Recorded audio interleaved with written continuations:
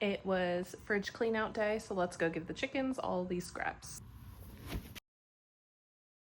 So we have a couple of tomatoes, some strawberries, they're goners.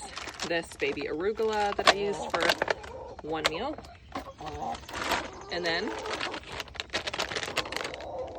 rotisserie chicken.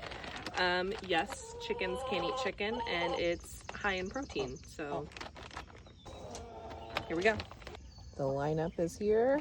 Oh my gosh, you guys need some, it's non-stop raining here. You guys need some dry pellets. Hi. First up we have tomatoes. Maybe we should just make you a little chicken salad. Stop. Strawberries. Strawberries on your salad. And last but not least, some protein.